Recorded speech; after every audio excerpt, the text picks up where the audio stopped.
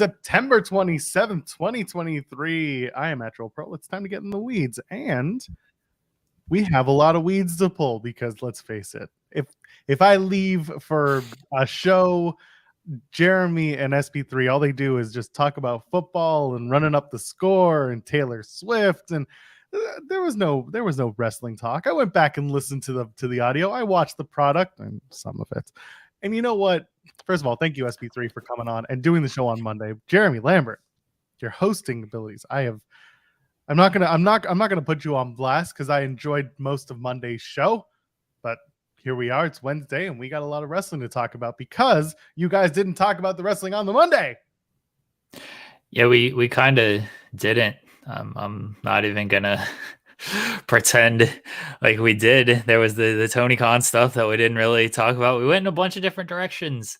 Joel, this is why you're the host. This is why I wanted a sort of kind of maybe professional to be the host. I don't want to host. That's too much. That's too much. I want to sit here. I want to make my jokes. I want to do my bits. I want to maybe provide some type of insight, not much.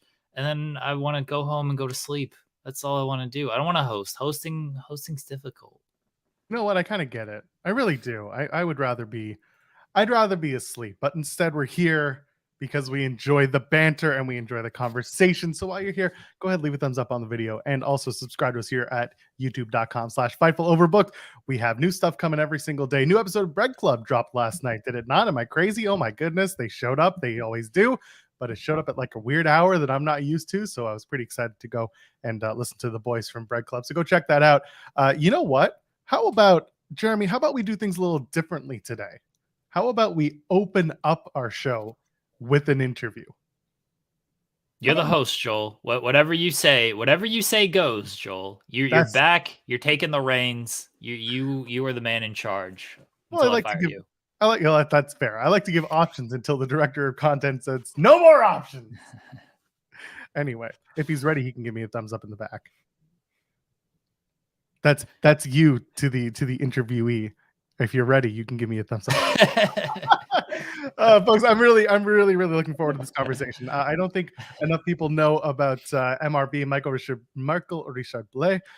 He is part of Love Pro Wrestling. He's been all over the independents. He's appeared on WWE programming. He's been around, and he's a Canadian wrestler that a lot of eyes should be on. He's going to be facing Speedball Mike Bailey this Friday, September 29th at the Rec Room in Edmonton as part of Love Pro Wrestling. Speedball strikes first, although I'm pretty sure that if he strikes first, the show will be named after him. MrB's here, God's gift. How you doing this morning? Hey guys, I'm good. How are you? You're doing well. It's good. Thanks for joining us. Yeah, of course. Thanks for having me. So, I mean, let's get right to it. If you strike first, do you get the name of the show changed? I think it should be changed if I strike first. I don't know how logistically possible that is in the time frame, but it would be kind of cool if you see our little graphic on the screen behind us and all of a sudden it just flips to MrB strikes first if I hit him first. I feel like I'm going to have a conversation with the graphics team over at Love Pro Wrestling and just be like, get it ready. I believe you have a decent relationship with them, so you might be able to make it happen. I might be able to make it happen. And you know what? If it happens, I feel like the bit just warrants itself. Just the moment itself is warranted. I'd agree. Just hit him backstage. Just don't even wait until the ring. Strike him backstage. That's how you really strike first. That's like a fair point, but then nobody knows that it actually happened. So there's cell phones. Everybody's recording everything. Somebody will see it. That's true. I do have Stephen Crow and Taryn from accounting with me at all times, so I could get one of them to pull out their phones. They do like to call themselves content creators, so there you go. Is Taryn doing your taxes this year? Is that going to happen? Taryn's very good at the taxes. She does an excellent job. She does taxes quite well. I mean, you have her with you all the time. I figure she's probably the one who would know your ins and outs when it comes to the accounting side of your business. Of course, I don't really pay attention to it, to be honest. I throw all the receipts to her and I tell her to do her thing. That's fair enough. So let's go back a few months, or no, not even a few months. My God, time is a flat circle. Back in late 2020, after a lot of just upward trajectory, a lot of upwards momentum, you had a pec injury, and that took you out for the better part of a year. Talk to us about the injury and what kind of came about from that, and the experience of just the recovery time. So that was actually early 2020. Was okay. I kind of, and the funny story is like the actual situation is I guess I had been wrestling with that pec tear since like 2014 is what I ended up finding out afterwards, is because I had a weird thing happen in 2014 in a match, literally just like flipping over the rope, something I do like every single show, and I felt a pull. And then next thing I know, like I'm all bruised up, but every doctor told me it was fine. Every single doctor. And then 2020 rolls around, and I was just going to do some extra stuff with WWE, and their doctor was actually the one that was like, "Oh, I think you tore your pec." And I was like, "I don't think so. I've never like been told that, never heard that." And he's like, "No, I've seen this before. Like your pec is definitely torn." So I don't know if it got like worse in the time from when I first think I heard it, or if it was just something that was like that and I lived with it. But then when I eventually talked to a doctor and everything in here, I had to actually go to like a private doctor because none of the public healthcare doctors would do anything for me. It was such a pec tear in Canada is like such a weird injury that like they don't really want to deal with it. So I ended up going to a private doctor, and the private doctor looked at all the like MRIs and like, I guess you can see scarring and stuff. And he's like, "No, it's been torn for a while. You have to get this fixed." So yeah, then I kind of got lucky in a sense, whereas like the pandemic wasn't lucky for anybody, but for me, it meant I didn't really miss that many shows, if like any, that were actually running in front of an audience, because I got my surgery during the pandemic.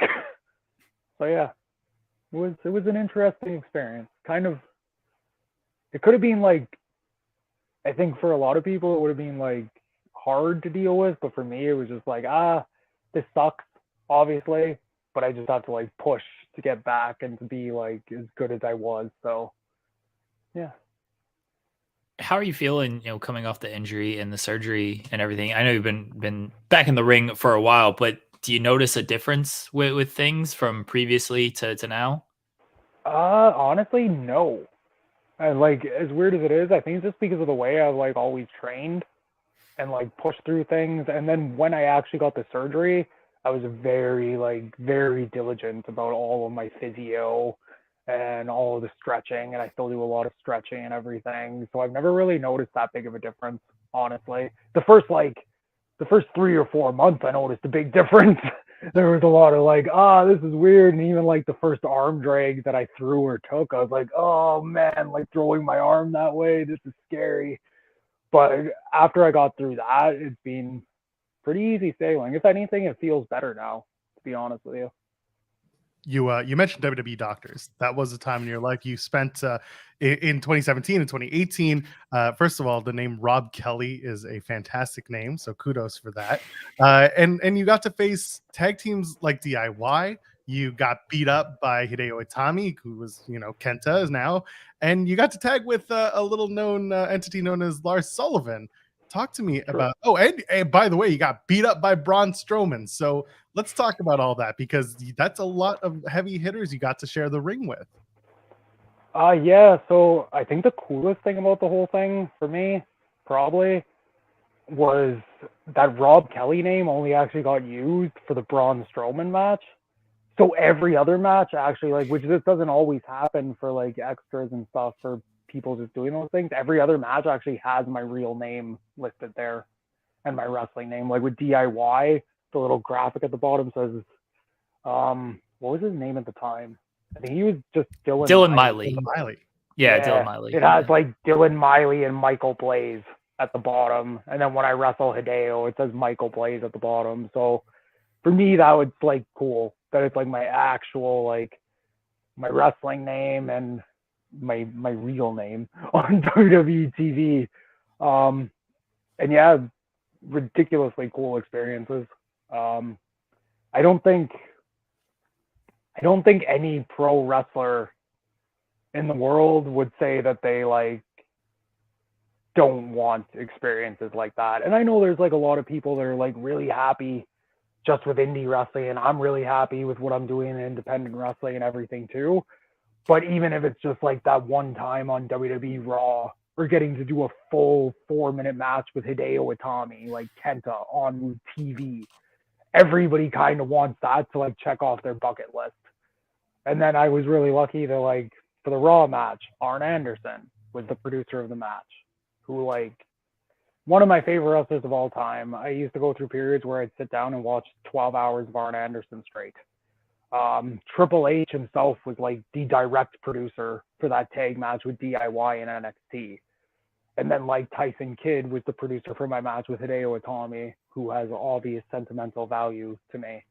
So there was just all these like cool little additions to it. Yeah, ridiculously cool experience. You mentioned a lot of names there, a lot of famous names. Did you speak to any of them? Get any feedback from any of them? Arn I talked to a little bit. The thing with that Braun Strowman match is there wasn't really like, it was 1 minute and 30 seconds of 4 of us getting our asses kicked. So it's not like there was lots to talk about, but Arn like basically gave me the like, oh, you took really good bump, kid. You listened. Just keep doing what you're doing. And it always helps that like I have TJ Wilson to kind of like mention to people, so they'll talk a little bit more to me and give me some more time. Hunter was really cool. He was very appreciative, because if you watch that DIY thing, I do a little bit of stuff with DIY, and he actually like mentioned something about like, oh, your strikes look good in there, which was like cool to hear.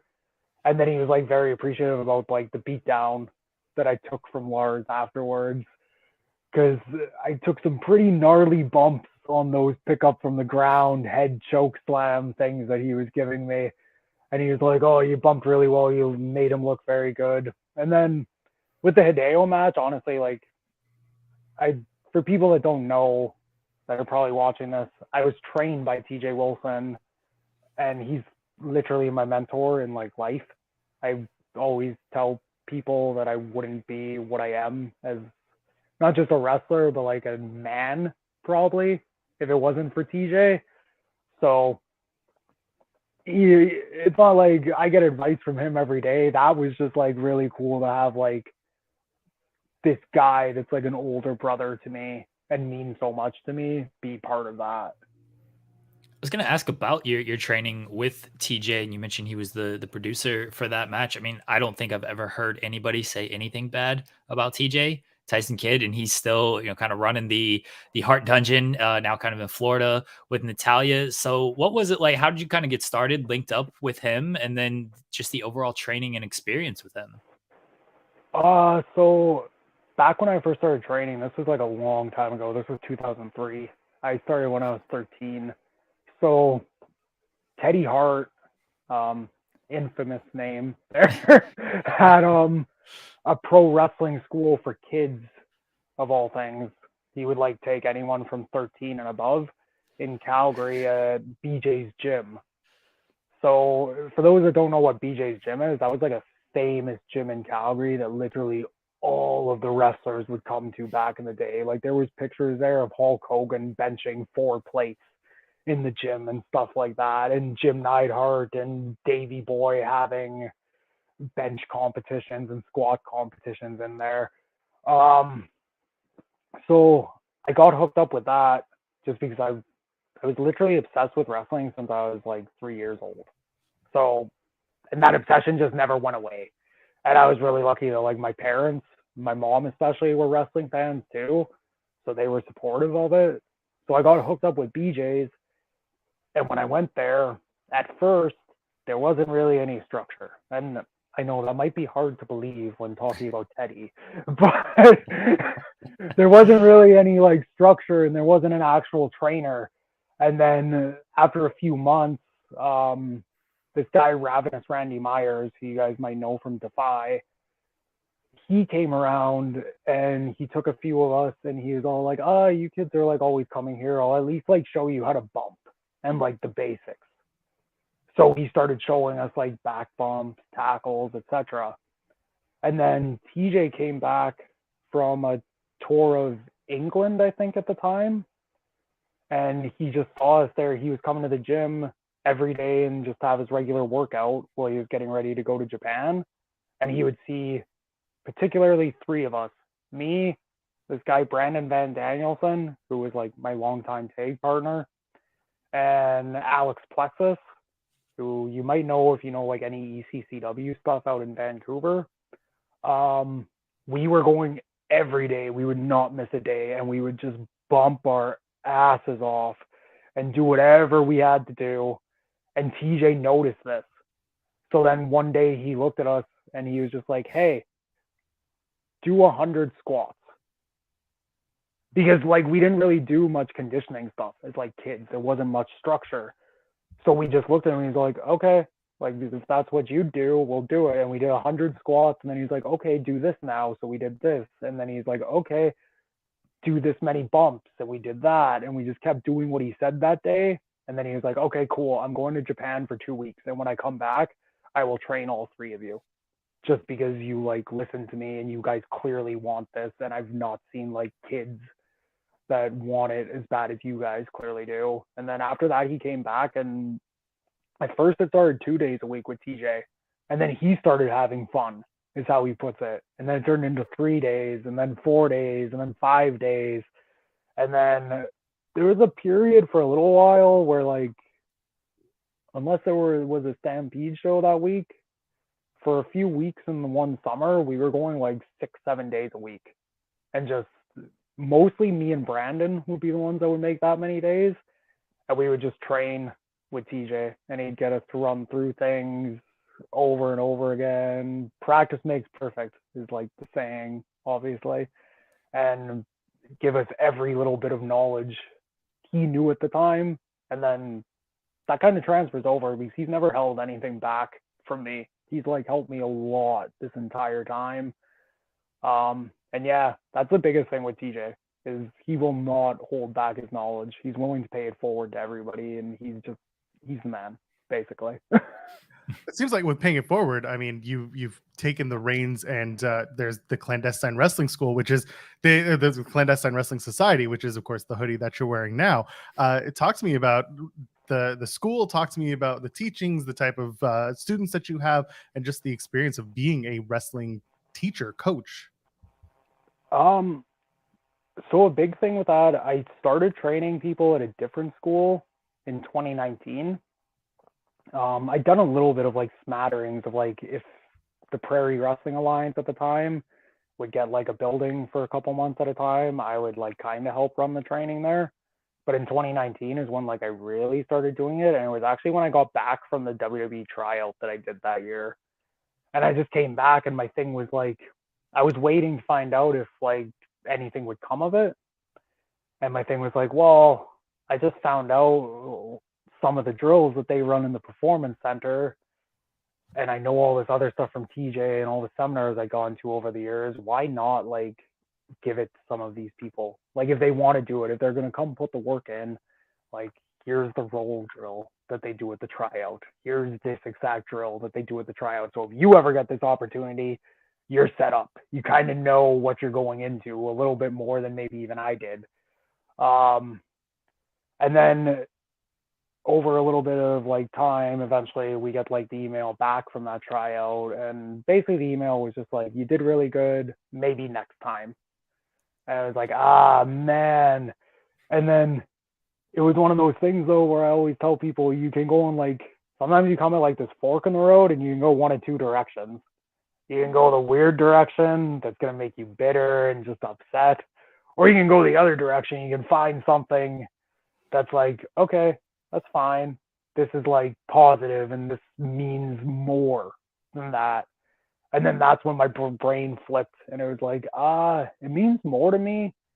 I still want to make it. I still want to do my thing. I still want to be like doing everything I'm doing now and more, hopefully. But it actually probably means more to me to like pass on everything that I've been able to learn over the years. Coming like straight from TJ back in those days, all the way to like all the seminars I did with Dr. Tom Pritchard and Harley Race, the tryout, just every experience I've had. If I can help anybody through that, it means like a lot to me to be able to do that. And I probably got that mindset from TJ, but and yeah, like I have all walks of life come through there, and like a whole different group of students. The thing that was like really almost like kind of crazy to me at first is, for a hot second, it was mostly like almost just like a women's school, because like the three that were like the most dedicated at first and would not miss a single day and would work their asses off all the time were Zoe Sager, Karen from accounting, and Gigi Ray. And then my brother Stephen Crow got in too, and that was like the core four at first, and they were there every single day, and they were just like, they reminded me exactly of me and BVD. And so I was like, whoa, this is like cool. And then I start seeing the way certain things like click for them. Like I could say something, and I'm sure every trainer will say this, I could say something 20 times, and maybe the first 19 don't click in the way I say it the first 19 times. And then all of a sudden that 20th time, something, you just see it like click. And all of a sudden you see like Karen winding up and throwing the craziest, most intense forearms you've ever seen. And I'm sitting there and I'm turning into a fan. And I'm like, yes, yes, yes, this is perfect. This is amazing. Or I see like Stephen Crow, like my legit real life little brother, get something, and all of a sudden he's like, I'm like, whoa, where did this come from? How are you doing like this perfect tackle drop down leapfrog, blah, blah, blah, blah, blah thing? Oh, and what? You just threw this random spin in yourself that like I've never seen before? Cool. So it's like, it's probably more rewarding to see that kind of stuff, to be honest, and like than anything else I've done myself in wrestling, even more than like those WWE appearances, which I wouldn't have expected. I got into like doing that stuff literally is like, I just want like to do this for you guys and to like help in any way I can, even if it's like this much, just a little bit of helping out if I can. And then all of a sudden I was like, oh, cool. That's like actually like it's really cool for me too, and like awesome, because I get to sit here and like when you guys do good, when I see Zoe and Taryn on AEW, I sit there and I like, being totally honest with you, when they were on that one in Winnipeg, I was backstage that night and I didn't get used that night, and I could not have cared less. I know that's hard to believe, but I could not have cared less, because as soon as I saw them, I had like little tears in my eyes, and I was like, this is perfect. This is like, this makes it all worth it. So, yeah. Well, as we start to wind down here, what was your reaction when you found out you were facing Speedball Mike Bailey? Because I know Spencer Love and the guys were happy to bring him in with everything, and it's obviously a big match. Like Speedball is one of the top names, on the entire scene right now, and they're trusting you with this spot. So, what was your reaction when you were told, "Hey, you got the Speedball match"? I was very grateful and very, very happy that was the decision that Spencer came to, because obviously I respect Speedball, and he's got like a ridiculous resume, and he's a very good professional wrestler. And when I watch him, I'm like, oh, this is like a guy that I could do something really cool with. And so that's like, just personally for me, that's a cool thing. But then at the same time, I've done a lot. People don't see it, because I used to say that this area, Alberta and kind of Western Canada in general, it was sort of like the black hole of wrestling. You wouldn't see like almost anything come out of here. So like I've had matches, like big matches with like Christopher Daniels, Samoa Joe. I had a whole 3-match series with Cody Rhodes. And then like I had a match with Josh Alexander, all of this stuff that just kind of never got seen outside of here or wasn't super known. it's been seen a little bit, but it's not super known. So I've kind of been put in these positions before, but it was always with PWA, which was already an established company, right?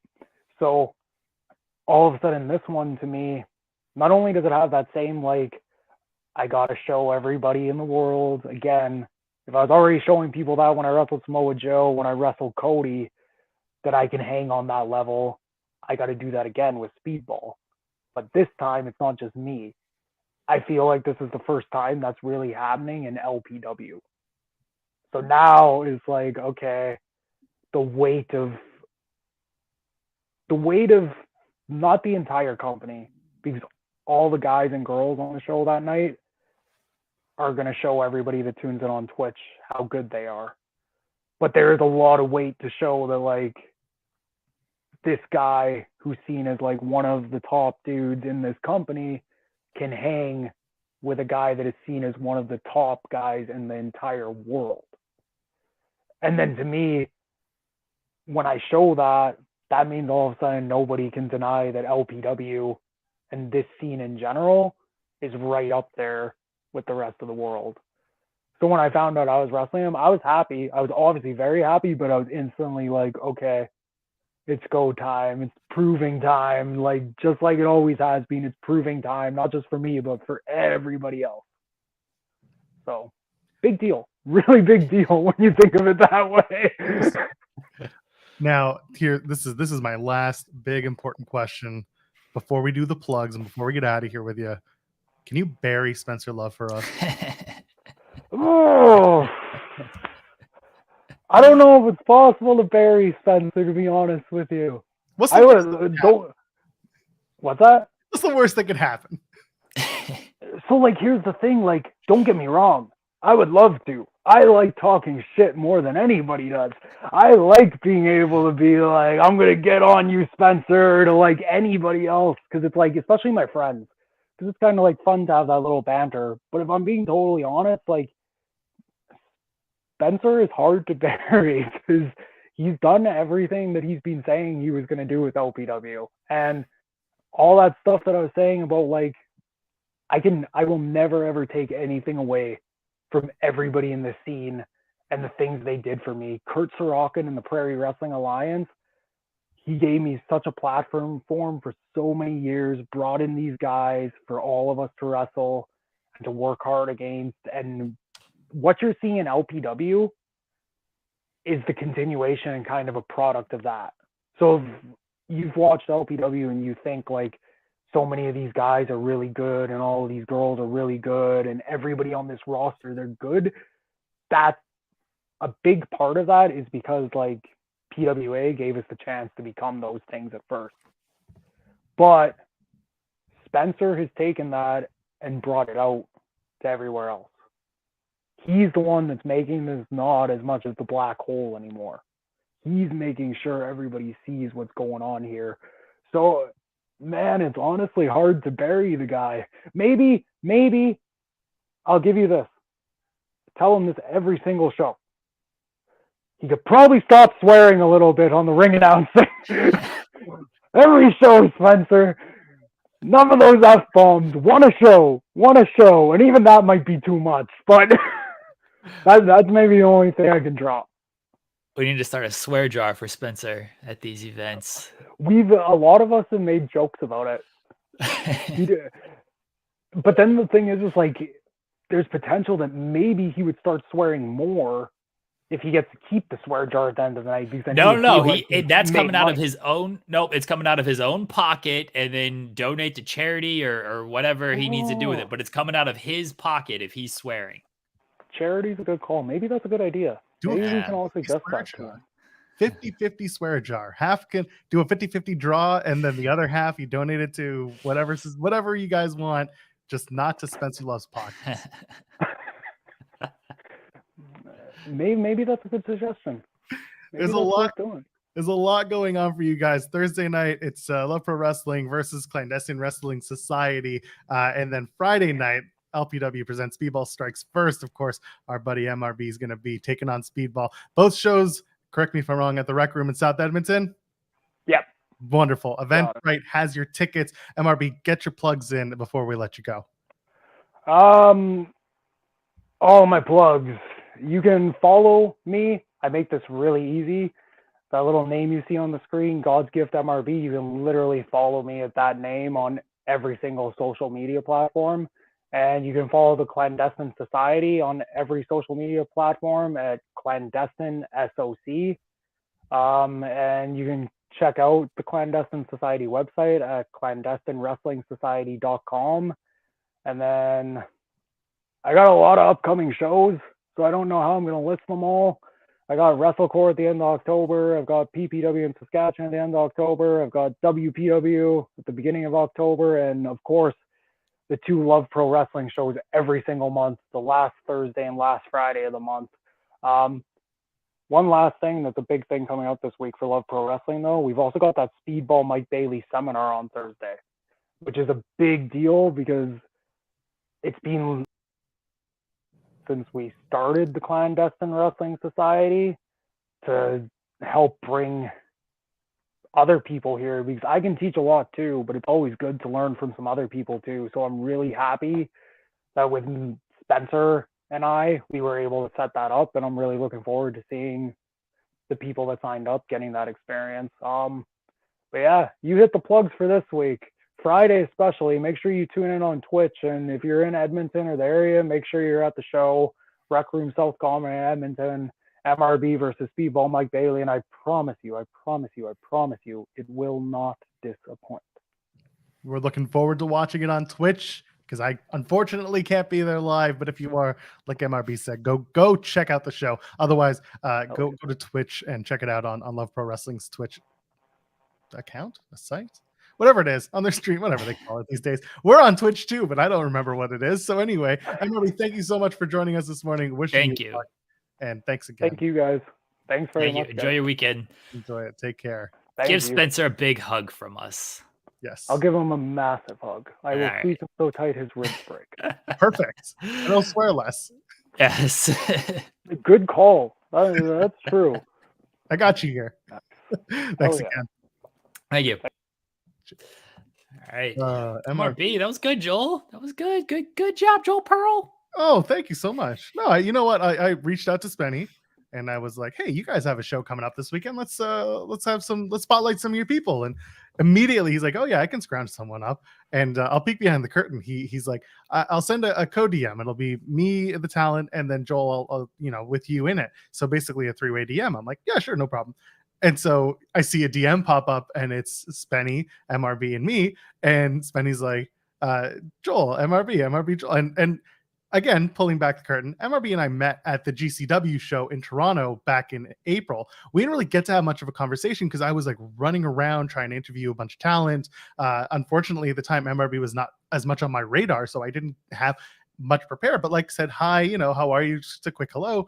But this was the opportunity. So he sees that it's me and he's like, of course it's Joel Pearl. And I'm just like, it's always me. So we had a really good chat this morning. I appreciate him. I wanted to ask him about that because he was in the scramble match for a GCW show. And that's like a famous way to start your GCW appearances. He was also in the clusterfuck like a couple years prior to that, but being in a 6-way scramble is like a rite of passage if you're in GCW. So it's good to chat with MRB. Good to just have him on the show and catch up with him. It was a very fun conversation. Getting the insights from TJ Wilson, always good, and I appreciate you tried to get him to bury Spencer Love. I was going to ask if you didn't, but the wife messaged me and said we got to be nice to Spencer, and I disagree. This is seeing who's going to the show just out of mutual friends. I am a little upset that I'm missing out, but it's also why don't you go, coward? Well, because Edmonton is a far flight and it's expensive to fly within Canada. So there's that. Drive. That's even longer. I don't think I can do that. Coward. Well, in this case, I will take it. Let's see. How long is the drive to Edmonton from here? If I'm going to drive from my house, it is get this. Wow, this is taking a long time. It is a 34-hour drive. So Leave now. You'll get there by Friday. You'll be fine. We just in time. 8 days if I want to cycle, and 30 days if I want to walk. I assume that's nonstop. You should drive. It'll be fine. It'll take a while. I'm not doing it though. I didn't realize it was legit like 34 hours. That is kind of insane. I'm telling you, man, this country is like everything is very spaced apart. That's why, like, whenever I'm in the States, whenever I was touring, when I was working like in music, it'd be like, oh, we have like a 4-hour drive to the next, or like a 45-minute drive to the next major town. We don't get that here. It's between here and Ottawa, from Toronto to Ottawa. That's about a 5-hour drive. Do you want to keep complaining about living in Mexico North, or you cried to start this show? You guys didn't talk about enough wrestling on Monday. Now you're crying about driving, and you're crying about where you're living and your protein and all of this stuff. Do you want to get into the wrestling, Joel? Instead, or do we want to talk about geography more? I mean, Jade Cargill just moved, so geography is on the table. I don't think she's actually moving to Florida, but maybe she get a nice pied a terre and stay there for a few during her training she'll have a place to crash at night. Anyway, Jade Cargill officially signs with WWE. They roll out the red carpets. Cody treatment, baby. They really they did more than the Cody treatment, because Cody didn't even get the, with Cody it was like, we're gonna surprise you. With Jade, it's like, no, we're telling you she's here. We're telling you everything about her. We're giving you as much as we can. We're giving ESPN the exclusive. And I'm like, FightfulSelect.com. But we didn't break that she signed. We broke that she was headed this way. So anyway, the story was a big one yesterday. It's official. She's here. They had photos of her at the PC. Not just that, but took video of her crossing the parking lot, and everyone got the same joke off over and over again. Good for you. And now she's part of the WWE roster, and she had plenty to say about it. She had a very, very busy first day, Jeremy Lambert. You got to cover all of it. So just give me your perspective, first of all, on the announcements and just the day that was covering that whole story. So yeah, the news broke while we were doing FMC, actually. So I was typing up the news story while also talking about trash reality television with my pals SP3 and Share Delaware. We kind of knew it was coming, right? Fightful reported it. Sean Ross Sapp reported it. September 13th, after the episode of Dynamite, that she was going to finish up. And that's why they did the, at the time, weird, hey, this match is on Rampage in 2 days, taped type of thing. She ended up going to WWE. She officially signed. You're right that it wasn't the Cody treatment, and that it wasn't a surprise. Like, they just went ahead and announcement. It was, if people recall, and I certainly do because I was covering it all live, Cody returned to WWE. I think like Variety or Hollywood Reporter put out like an immediate interview with him. Like, the next match is going on at WrestleMania, and like, hey, here's Cody Rhodes' first comments. He did the interview with, I think, again, Shoemaker from The Ringer. Pretty sure he did like the interview right after the Seth match that went up on Ringer. Jade, her first interview was with Ringer. She did the interview with ESPN as well last night. She was getting some tweets off and everything. Responded to Bailey, responded to AEW people who wished her well and things like that. It was a red carpet kind of. Triple H responded. Yeah, she got the big push from everything. All the numbers really back it up. I'll answer that in a second, A-Shock. But all the numbers like really back up like how big of a star she is. All the social numbers, like a lot of views on just her walking through the parking lots and going into the Performance Center. A lot of views on this stuff. Becky was asked about it in a New York Post interview that dropped this morning. Who else was asked about it that I ended up covering? I don't recall. Tiffany was asked about it when just the rumors were kind of swirling and everything. So a lot of people, once it became a thing, was like, hey, what do you think about this person coming in? She mentioned matches against Bianca and all of this stuff. So a couple of things here from A-Shock, who may not be an AI bot. By the way, he's an AI bot. Okay. All right. What do you make of Jade's interview? So she did a few. I've said this before a lot about Jade, and I'll continue to say it. she comes across so well. And I was having a conversation with somebody in the business. There's a tease, a hint for everybody. I was having a conversation and I said this to this person. I was like, she comes across so well on all the, like, I'm always very impressed by her. And this person told me, like, yeah, no PR training, none of that. Like, and I was like, well, I can kind of see that because I don't know if anybody in AEW has had PR training, and she's spent her entire career there. I know they had like the meeting not too long ago about like, hey, do this, do that, but that was a very recent thing. I don't know prior to that how much PR training like any of these people had. That's WWE included. I'm sure they're told certain things and whatnot, but I don't know if they go through this big crash course of, hey, this is what you need to do. This is what you need to say. I imagine a lot of it is just you're trusted in these positions with things. And she's clearly been trusted. I also like I always get confused of married dating. Her partner is Brandon Phillips, former baseball player, Cincinnati Reds. Great, that dude. She always speaks very highly of him, how much she's learned from him. I imagine throughout the years, she's just picked up things through that of how to handle the media and what to say and what not to say kind of things. I'd imagine that's part of it as well. But otherwise, like, she just comes across very well spoken, just she knows what to say and what not to say. Like, she does. She's asked like, what brand are you going to be on? She's like, I know, but you got to tune in, type of thing. She knows to give the teases and everything. She's just I'm always getting impressed by her when she does this, because she is so new to the business and people can get caught up in that. Look, people who have been around for 40 years can get caught up of like, I'm just going to say this and go off and you're not going to be able to say anything. She is a media dream in that sense. And this is why I think she should have always been on, whatever she could be put on for AEW.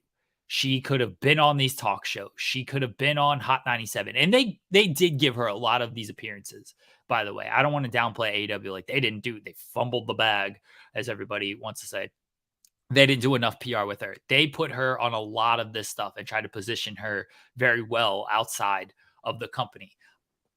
As we talked about when kind of this news first broke, there is a difference between where AEW can position you and how much media and attention you can get from outside of wrestling while in AEW, and how much attention you can get when you're in WWE. And Jade mentioned as much, like, you get the machine behind you. This is something Cody's talked about a lot. You get the machine behind you. And when that machine is behind you and you can get all of these opportunities, WWE's got the platform, man. I know people would just want to focus on, the creative, and there's a lot of bad stuff. They just released 30 talents a week ago and a bunch of employees after the merger. But when it comes to just goals certain people have, a lot of those goals could be a lot more achieved in WWE. And it sounds like some of the goals Jade has, they're a little bit more achievable in WWE. And that seems like it was a big factor in her wanting to go there. I love that you mentioned the PR or the no formal PR training. And I think you hit it on the head. She has a partner who has been involved in professional sports like she has, who has been put in front of microphones and cameras and can impart some wisdom. And it's nice to see that if they're both learning from each other, then that is something that's very, very important to pick up. And she presents very well. You're right. She had a lot to say. And listen, also some of these questions, like, this isn't me, going after any of the media. It's just like some of the questions are ones you expect to hear and ones that you can kind of prepare for in certain ways. I don't think there was anything that really caught her off guard that would have put her in a position to and ah her way through it. But she tackled everything that was presented in front of her, and she did it with grace, and she did it very well. And she clearly has a message that she or somebody has already crafted for her about her WWE debut, her decision to join WWE, the things she wants out of WWE, and she used it. She used all of those points to knock it out of the park when she made those appearances this past week. So I'm looking forward to whatever they're going to do with her, because she said it herself, the machine's behind me. And if the machine is truly behind her, as they are, 24 hours ago, and it continues that way, then the opportunities for her are endless. Now the big question is, where does she end up? And of course, this was the you spoke to Cody, didn't you moment, was when when someone asked, where are you gonna, was it Mark Ramondi from ESPN, Yeah, where are you gonna end up, and you're gonna be NXT, Raw or SmackDown? She's like, I already know, but you'll have to find out. That was a Cody Rhodes feeding her the line moment, and God bless, because that was perfect. But speaking of Cody, she was asked, how much did he play a role, and she was like top 3, and he's not number 3. And that was telling, because again, there were certain people who are from who signed with AEW because Cody saw something in them, and Cody wanted to bring them aboard and push them and work with them and train, or at least develop them as talent. And when he left, that those plans maybe changed, or the expectations changed, whatever it was, the vision changed. And that's not a knock on AEW. That's just, it's very clear to see. We talked about this, even before our show started, because Cody left, AEW well before our show started. But the vision of AEW changed in a lot of ways when Cody went back to WWE, and some of the talent, their decisions, their development and all that changed as well. Jade's one of those people. We talked about it on this. We've talked about on this show that she was a Cody pickup, and for her to come over to WWE, the opportunity for her to work again with Cody, and also with the training staff at the PC that she put over and all that. And she, again, did a great job just putting it out there. This is a top level staff and yada, yada. She sees it. She sees it, and she sees herself as doing the thing. And I think that's pretty amazing. But now, where does she end up? Now the speculation runs rampant. So we'll start, I guess, where do you see her starting out? Well, real quickly, and everybody says that and then goes on for 5 minutes, and that's exactly what I'm going to do. Wait, before you do that, super chats, because I didn't mention it before MrB's interview. If you want to donate super chat, any amount of question statement read on the air, because we, of course, are self-funded here at Fightful Overbooked. So while you're leaving your thumbs up, go and leave a super chat as well. Support us here on the channel. Go ahead, Jeremy, talk your stuff. You mentioned visions, and Jeff Ellergiver says very different visions between what Cody saw and AEW saw. There is that. There's certainly that, and that's what we see on screen, right? There's different visions for people on screen, and Cody has his picks that he liked, and he wanted to probably push them a little bit on screen. Cody, what's very interesting, if you go back, and you don't have to, nobody has to do this, you listen to his first interviews when he joined in WWE, and he was asked, if anybody, you're gonna try to pull some AEW people here, like you're gonna try to recruit for it now. And Cody basically said, like, it's not on me to try to recruit these people. Like, I'm not gonna message everybody like, hey, come to WWE, come to WWE. If they ask me what it's like, I'm going to be very honest with them. And part of that honesty is telling them, you got to do this, and this that you don't have to do in AEW. And what I mean by that, and what Cody meant by that, and he's made it clear. So these are Cody's words, not my interpretation of things. You got to do media stuff. You got to work house show loops. You got to do these things that in AEW there is no house show. AEW, the media isn't quite as big, and people in AEW, I don't know if they pick and choose who wants to do media and stuff. But look, you got Kenny Omega and the Young Bucks, who are EVPs, not doing a whole lot of media for these shows. Meanwhile, you got Ilya Dragunov, who is, you wouldn't think of as a media guy, but he's doing a ton of interviews with a lot of people. And look, my interview with him drops on Friday. Here's a teaser, spoiler for everybody. I asked him about, because this always fascinates me as someone who covers a lot of this stuff. I asked him about doing a lot of media. I was like, do you go to them and be like, hey, I want to do this? Because Cody, Drew, they go to WWE and like give me as much media as possible. And that's like, do you like to? He's like, I don't necessarily like go to them and ask for this, but they ask me to do it. Here I am. Like he said, he enjoys doing it. He gets a lot out of it, but it's not something he's necessarily pushing for. In AEW, certain people might push for it. Certain people might get told to do it, but there's a reason why you see a lot of similar people doing media in AEW, and why some people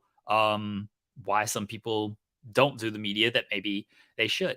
These are things you just got to do in WWE, especially if you want to kind of get sustained sort of success. And some people are able to do it, and some people are not. Like that's what it is. So Keyshawn says, are we going to make the excuse AEW doesn't do enough media? That's why Jade didn't work. I think AEW does a good amount of media. Could they do more? Maybe. I also think it's just they're the second brand, and that's their place. I said this heading into All In, where that's their biggest show. One, the show's over in London, so the media doesn't always translate the same. But I thought they could have done more media in London leading up, and I thought they could have done more media here. But it's how much do some of these outlets want to cover of that stuff as the second brand, which AEW is. I don't know how all of that stuff works. I'm honestly, like, I just know what I see of who does media, what outlets they do it with. But there's certainly a budget and just a budget, not only financially, but I guess spatial wise, of how much you're going to cover with this kind of stuff. We're wrestling websites. All we do is cover wrestling type of thing. But like the New York Post, they're like, oh, we're only going to run 2 wrestling stories this week. We can only do 2 things this week. Okay, what are we going to do? Do we want to do 1 WWE, 1 AEW? Do we want to do 2 AEWs? Like, I don't know how that stuff works. So I can only comment on what I see when it comes to how much media is out there. But I do think that is part of the vision. Cody sees in certain people, Jade, one of them, Ricky Starks, another one, of like, he sees that they want to push for stuff just beyond wrestling, just beyond what you see on screen. They want to do the media. They have visions beyond sort of wrestling. I think that's why he took a liking to them. And I think that's why they all kind of have conglomerated together. Now, where does Jade go? To WWE. We just explained this. Yes. I think breakout tournament is what people seem to be hinting at, right? Like everyone seems like, okay, breakout tournament, but it feels she's just got to win that though. And then, okay, she wins that. And then does she have a feud for the NXT championship? This rollout feels so big right now that just starting her at NXT and just, I understand like get your feet wet type of thing. I get that. But man, it feels like she's just should be immediate Raw, SmackDown. It feels like NXT is a little too small based on how much they have already pushed this. So I think because they decided to announce the brackets for the NXT Breakout Women's Tournament at No Mercy, I think we'll see Jade at No Mercy. I just have that feeling. I had to clear my throat. So again, if she has an NXT stint, it's not a long one.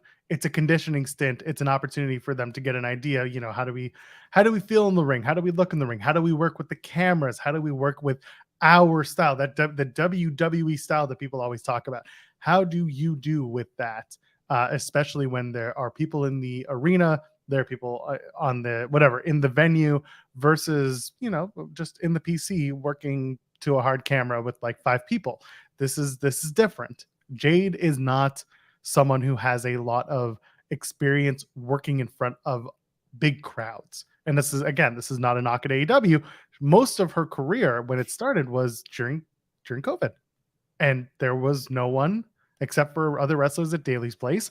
And then by May 2021, she was, we're off to the races and now people are coming out to the show. So I think that there's an opportunity here for her to get acclimated to the WWE style, to the WWE way of shooting and angling and all that stuff. And it starts at NXT where the pressure is a little less, not in a bad way, not in a we don't trust you kind of way, but in a we start somewhere. And I go back to the rights fee conversation. I go back to the Becky Lynch's there and Dominic Mysterio and Seth Rollins shows up. They are absolutely trying to maximize NXT as that third brand. And that's how you start. And that's how you have her do something from No Mercy, which is this Saturday, until Deadline, which is early December. And that's it. She doesn't need to win the women's championship necessarily. She could. She absolutely could. She could win the breakout tournament, and then win the NXT. I'll let you go in a second. And she can win the NXT women's champion, or sorry, win the NXT breakout tournament, and then she would kind of have to go and win the title unless someone screws her out of it from main roster, and that brings her up to fight someone from main roster. A lot of people talking about Nia Jax. We'll get to that in a few minutes, but the one thing I do not want to see as a debut, and I'll put this out there now, is something I see a lot of, and that's the Royal Rumble. Because if you're not going to have her win the Rumble, then why bother making her appearance in a ring with 30 other people a big deal? It's not going to be. It's going to get shaded over like that. She can enter number 30, but like unless she wins at that point, what's the point? What's the big deal? Give me a build. Give me something more than just like, oh, she's here. It's the Royal Rumble. Oh my God, it's Jade. Could it be? Yeah, could it be? It is. It's not it to me, at least. I want to see her start something, have an opening story in NXT, and then maybe translate it up to the main roster, however that works. You were about to give me something here. Title Tuesday. Joel. Let's go. Tag titles for Jade and Cody. Close. Oh, okay. Close. Cody Rhodes, Dominic Mysterio, NXT North American title. Cody wins. Main event, Jade Cargill, Becky Lynch, NXT women's title. Jade wins. Closing shot, Cody and Jade holding up the belts on Title Tuesday. Let's go right there. I love it. Oh, that's it. That's what we're closing Title Tuesday with on NXT October, whatever, 10th. I believe it's the 10th. October 10th. The 10th, yeah. Going up. It's Title Tuesday. And for those who don't watch our show on the regular, we've been talking about Title Tuesday for a while because that's actually the AEW Dynamite episode that's airing that night. Dynamite's going to be on October the 10th, which is a Tuesday night. So for one night only, it's going to be NXT versus AEW, at least as of now, unless NXT is just like, for one night only, we're going back to where it all started, back to Wednesday. They're gonna compete. And they're going to stack that show. Yeah. Cody and Jade closing shot, baby, with the belts. Oh, the discourse the following day. I ain't paying attention to none of it, but I imagine the world of Bard. And that's all I care about. If you want weird discourse, the Jade stuff was one thing. Last night on NXT, Thea Hale debuted her new gimmick, her new, look and everything. Spoilers, it's all black because she's a heel now. But she also came out to a new theme song, and for Impact Wrestling fans, your ears perked up because that's the same theme that Jody Threat uses. And so I pointed it out, and people were getting real weird on the internet about it. So just saying, if you think our idea is going to get some views, I put out something completely innocuous and people got weird. So be prepared, Jeremy. Be prepared. I want to answer this comment from Keyshawn, who says she didn't work, as in she didn't feel like a star. AEW was trying to make her out to be. I can kind of see that in just, again, the sense that AEW is smaller than WWE. No one in AEW feels like a bigger star than WWE. And I'm not saying in the wrestling bubble sense, because I think Bryan Danielson is the greatest of all time and he feels like the biggest star in the business to me. But outside of the wrestling bubble, I'm talking big picture kind of stuff here. WWE just has a foothold on all of that stuff. Roman Reigns is a much bigger deal than anybody in AEW. Cody Rhodes is a bigger deal than anybody in AEW. This doesn't mean they are, the biggest stars in the world and stuff, but there is levels to non-wrestling stardom. There's levels to stardom in general. And I know people are going to be, I don't know if they're going to be mad, but whatever. Taylor Swift invented football this past Sunday, Joel. I don't know if you heard about this. I did. But this is legitimately what I'm talking about when I'm talking about levels, because the NFL is huge, right? The NFL is maybe the biggest sport in the world. I think it is. I think a lot of metrics back that up. Travis Kelce, Super Bowl winner, the best tight end, one of the best of all time, certainly the best today. Big star, one mainstream, two certainly in the sports world. Taylor Swift shows up. There is a level above Travis Kelce and even the entire NFL when she shows up. There's just levels to this kind of stuff. And maybe we don't always see it because we are in such a bubble, and I understand why people might not see it. You get a reminder of it when you see stuff like this. When you see, hey, here's Taylor Swift showing up to an NFL game. You think the NFL is big. Taylor Swift shows up. Oh, there is a much different level where jersey sales go up 400% because this woman just shows up to the game. Like, levels to it. And there's just a level to Jade Cargill, where she could be in AEW and where she can be in WWE. By the way, just to piggyback off of your NFL reference, that's what the Super Bowl halftime show is every year. Yeah. There are people who are like, oh, Metallica should be doing it, or it should be John Bon Jovi. No, because they realized that in the old days when they had those acts, there was a drop in interest. No one cared. And as it became more and more popular to be in the Super Bowl halftime show, it wasn't for the same people who watched the game.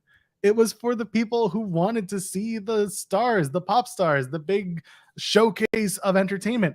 That's what it became. And as a result, like, now the joke is like halftime is go to the bathroom time. And then everyone else who was not watching the game will suddenly be watching the TV. Nobody switches out. The ratings don't dip. Everything stays. It sometimes gets higher depending on the talent that they bring on. But point being, the crossover appeal is a big deal, especially in wrestling where we need it. Andrew Zarian says Nipplegate needs to happen again. Zarian, there's enough Nipplegate where you are. We're done with that. The crossover appeal, I see people in chat of like, why does this matter? Why is this important type of thing? It matters to the wrestlers. Like, I know we like to just think of, oh, what does Jade Cargill, the crossover, bring to WWE? Who is going to pay attention to this stuff? We got to remember, these are human beings with their own ambitions and goals anyway. And if you listen to Jade, she outlines these ambitions and goals. You know, she wants to transition into movies at some point. She wants to accomplish these things outside of wrestling. So it matters to them. And at the end of the day, it is their life. And they're the only people who matter when it comes to this decision. We can sit here and we can talk about it and we can debate it, and everybody can get online and be like, why'd she leave AEW? Oh, everything was going great there. She could have done this. She could have done that. Why'd she go to WWE? They're not going to book her well. The creative's going to be bad. Some people don't care about that shit.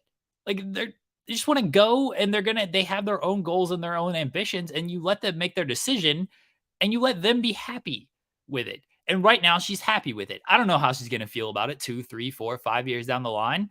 Who knows? A lot can change. A lot can change in a week. Certainly a lot can change in 5 years.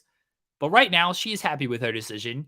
This is what she wanted to do. I support her. You see, we get so caught up in the tribalism and all this stupid stuff. Look at the people in AEW who are happy for her. Sean Dean, Powerhouse Hobbs, Nyla, Ricky Starks. Everyone is happy that she is getting to do what she wants to do. Like, her friends are happy for her.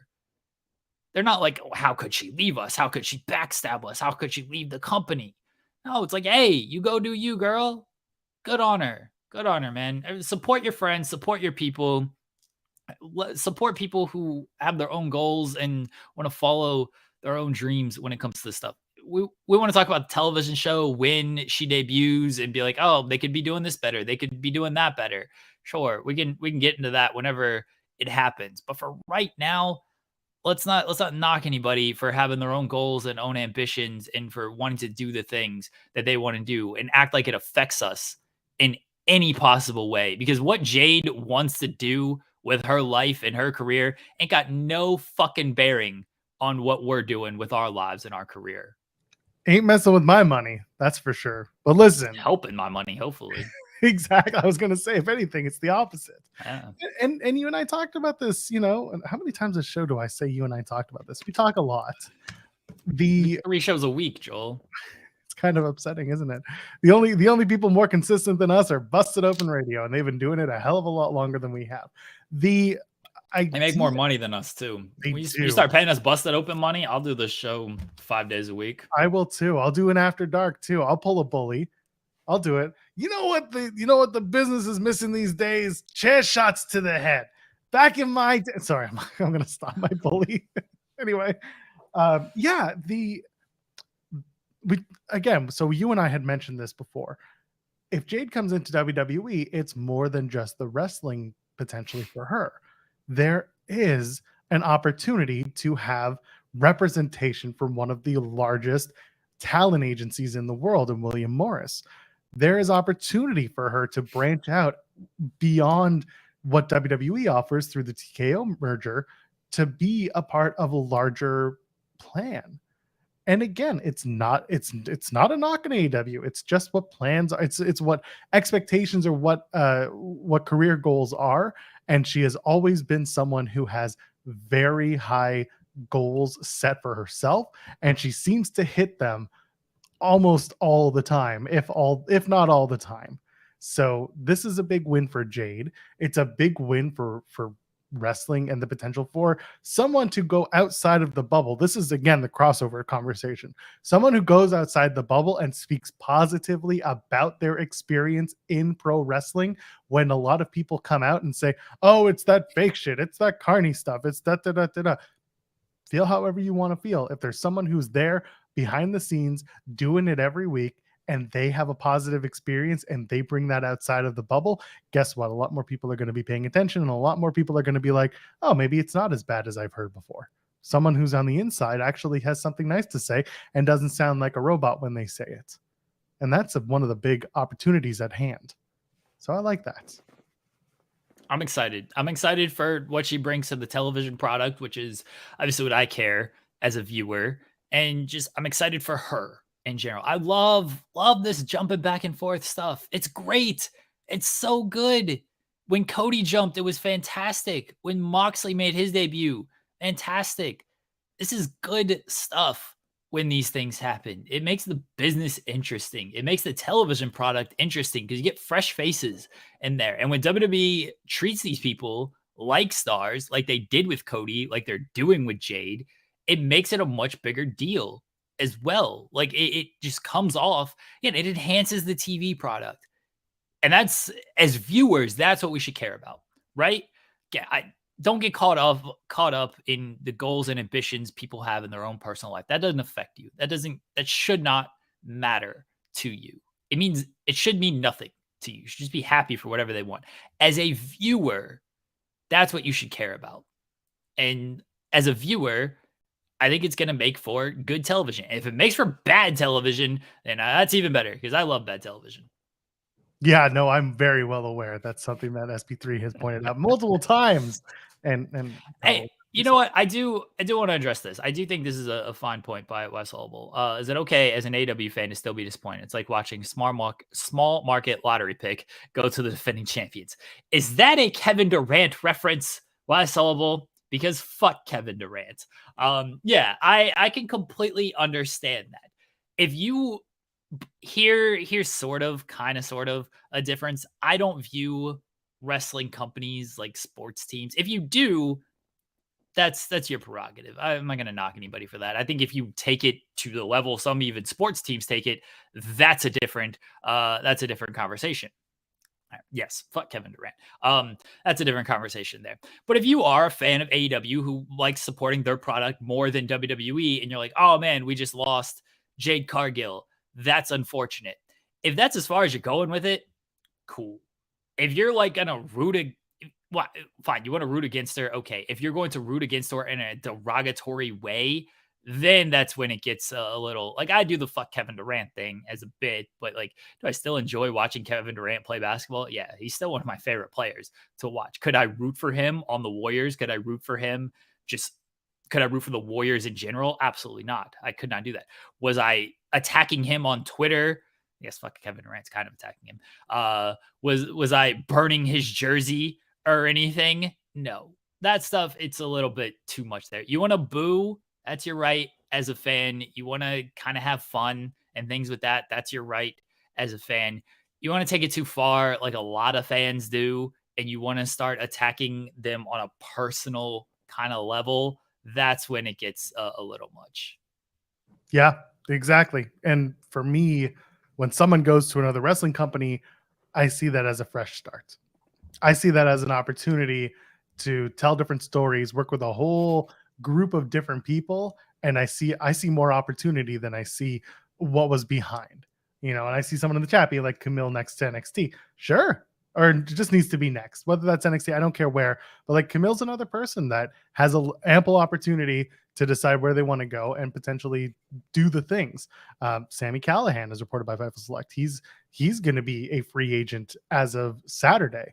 So as of Sunday, I guess Saturday midnight, Sunday 12:01, and that's a big deal because feel how you feel about Sami Callihan as a wrestler, as a wrestling mind, he has a lot to offer.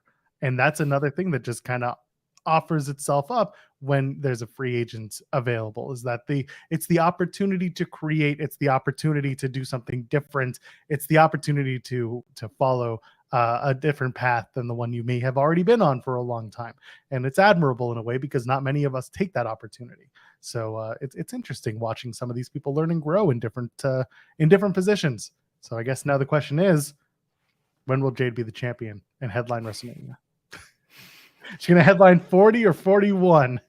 I don't think she's headlining 40. I feel like they kind of got plans in place for that. Becky and Rhea has been the hinted direction for a while now. It seems like they'll keep going with that. I think Charlotte and Bianca is a direction as well. I don't think they're going to completely drop those plans as potential WrestleMania main events. 41 though, I could see it. Would be interesting too. Who would she face? Would she be the champion? Would she win the title?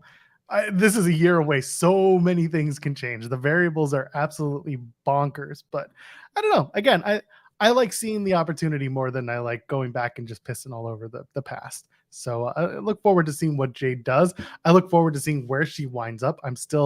Listen, if Title Tuesday comes around and the thing happens, Jeremy, we're going to just dedicate an entire 2-hour show to just the victory lap. I will compile the clips somehow. We will make a big I will remember you memory video and we'll just play it on loop for 2 hours.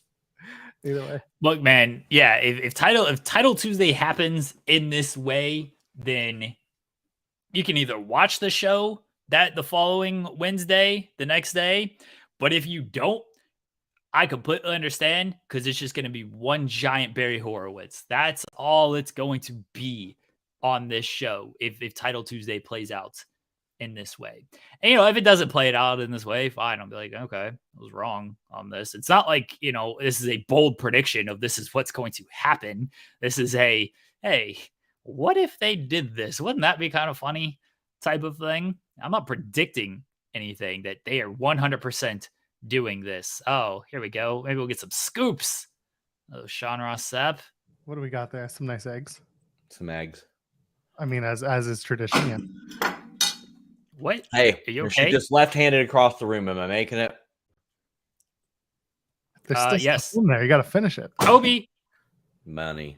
Got it. All day. All day. What's up, guys? How are you, buddy? I'm good. Bengals won. So you're in a good mood this week. That's good. I am. It was a fun game to be at. Went with Lord Crew, wrestler from Northern Kentucky area. That was good. That was very fun. There was a gentleman in front of me who really does not like Aaron Donald. He kept pleading with, I'm not sure who he thought was going to make this decision, but he wanted to fight Aaron Donald. That's a bad business decision right there. It is. And he's aware of that based on his stature. But he wanted his opportunity. He wanted his shot. Do you think I assume this man was a Bengals fan, so there's got to be some resentment for the Super Bowl and Aaron Donald basically game sealing sack there. So well, the real resentment is on the pass interference call that didn't exist. There's where the real resentment exists. Funny enough, I believe since that playoff run, so 2021 playoff run, all of 2022 season, and 2023 so far, there are legitimately only 2 games the Cincinnati Bengals could not or should not have won at all. If the wind was blowing a half a mile an hour another direction, if there wasn't a bad call, and they're both against the Browns. The Browns just dick stomped them twice. Like, that's it. They had no chance to win those 2 games. Every other game that the Bengals have played since that period, they have had a solid chance of winning and probably should have won. Yeah, They're my Super Bowl pick this year. So sorry to jinx the Bengals. them. Yeah, the Bengals. Yeah, AG1, check it out, guys. It's wonderful. Yeah, I'm picking the Bengals to win the Super Bowl. Well, I wish I could. I've got the Dolphins and the Niners right now. Niners were my NFC pick, so I think it'll be Bengals Niners in the title. Thus far, I've seen no evidence that the Niners are going to lose. So yeah, they are very good. If the Niners lose, will you eat a shirt on the air fry it? No, absolutely not. That's ridiculous. Who I am know. Robert Karen? What kind of person would do that, right? That's such a silly thing to do. I want to address this. Sean, did Raj pay up yet? Yes, he did. Now, good on him. Now, listen. Do I think he should have added a 0 or 2 to that $50 he paid me? Yeah, I do. Because listen, I know a lot of people don't like Raj. I've had some issues with Raj in the past, but Raj did open a lot of doors for me. I'll say that. Raj opened a lot of doors for me. However, the reason the door was closed was directly tied to pay. And I think that when somebody who used to work for you and put in 60, 70 hours a week and couldn't get a decent wage comes along, does very well for themselves, and you try to undermine one of their stories with untrue news, think of a little hat tip might be in effect. Like, for example, if Denise and I couldn't agree to pay, and she breaks a big story on her own channel, and I went, no, Denise, that's not what happened, and I was completely wrong, I'd probably pay her money. Well, he paid you some. He just, it was a man of his word. He was a man of his word. Yeah. But not without some arm twisting. Yeah, that's true. He did. It took some public shaming to do it. It really did, which unnecessary. Unnecessary that he made it be that. Should just. I'm donating that $50 to NAMI, by the way. So very nice. Check out a great cause in NAMI. NAMI. There you go.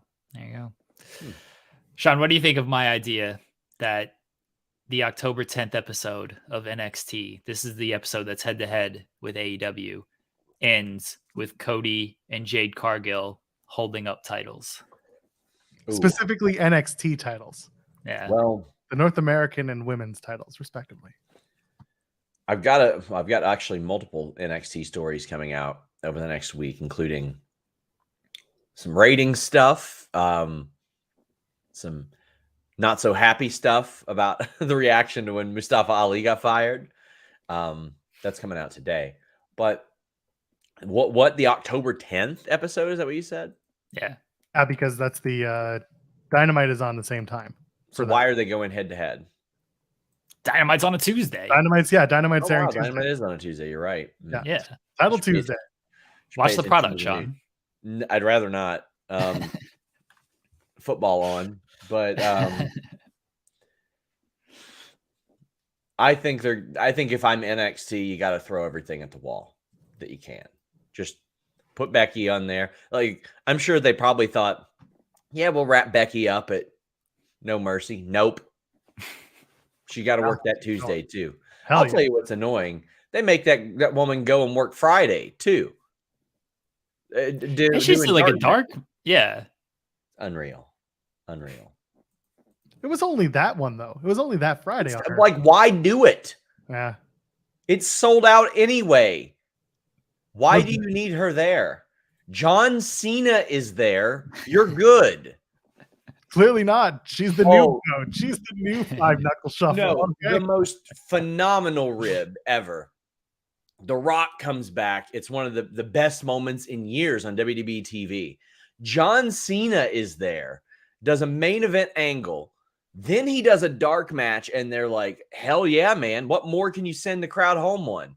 And then they send the Viking Raiders and Alpha Academy out there for the last dark. Why did you bring them? I love them. They're wonderful. Ivar had an incredible match last week. Like, it blew my doors off. Why would you do that to them? It's so stupid. You got to send them home happy, Sean. Yeah. Douche. Okay, we got what we wanted to see. I love those guys. I'm going to hop off here. I'll see you guys later. Thanks, Hi, Sean. Have a good one. Tom Sox Rubus, by the way, sent a super chat saying, Sean is a very nice man. Thank you for always being kind to me. Thank you, Tom. Thank you. Go check out Loving Wrestling on the channel. We got that every single, what is that? Whenever we get around to it, it goes up. Yes. Loving Wrestling is every single time that we're able to post it. We have a packed schedule. We have a very packed schedule here. Yeah. Whenever there's a gap, that's when we post the Loving Wrestling. So if you're ever wondering when's the next Loving Wrestling coming, the answer is the next time someone's out with a cold, flu, or just unable to do a show. So if you can find who that is and when it's going to happen, is your next episode of Loving Wrestling. Me right now. It's me. No, you already did your shows for the week. I mean, this one included, but you know. Yeah, I'll do a show tomorrow. I'll be here on Friday. I don't miss days. I try not to. Anyway, Joel, show up, rain, shine, sick, health, doesn't matter. I'm here for the people. You know what I wanted to ask Sean, and I probably should have? Wanted to ask Sean about the other side of our thumbnail this week, or this day. This Tony Khan buying New Japan rumor. So I went and I dug for where this came from, and it came from a random Twitter account that I've seen once or twice in my life.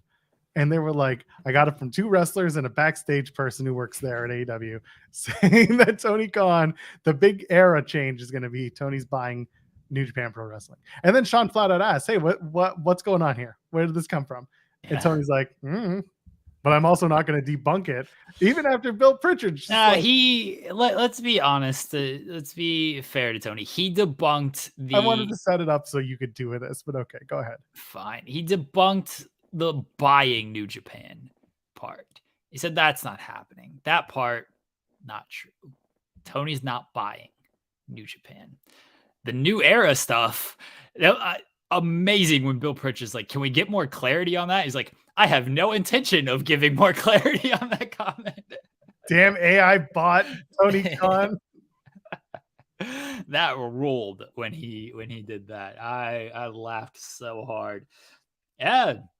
New era. What do you think this means, Joel? I think that they have purchased New Era, and all AEW clothing and apparel will be ran and distributed by the New Era company. Hot Topic's gonna be so pissed. Who will? I have not seen AEW stuff at Hot Topic. I also haven't been in a Hot Topic in a very long time. In years, I also haven't been in a Hot Topic in a very, very long time.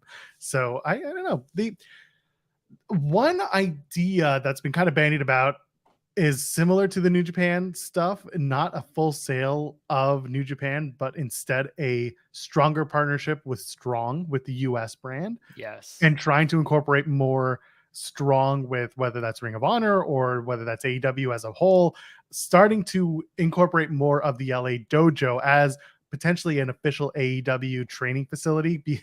Not like they have a Nightmare Factory or anything like that, but who knows? Maybe, QT signed on for an extension, but maybe it's just another option for them to have wrestlers go and train there, have another place where they can work.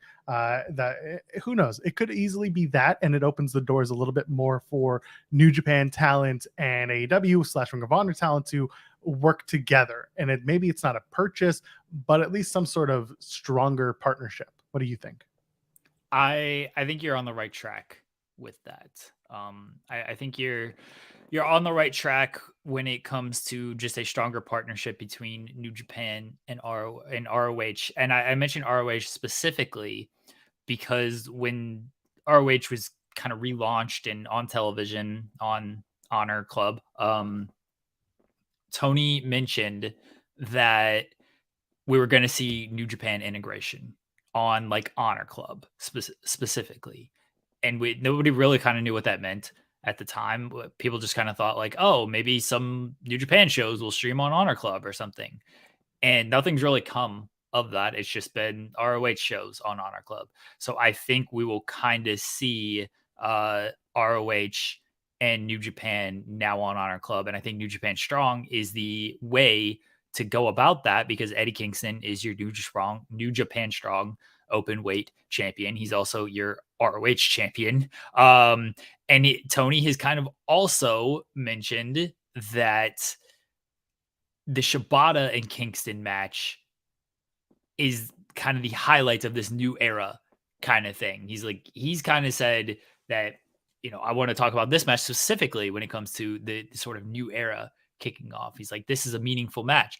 So I think it's more to do with ROH and New Japan.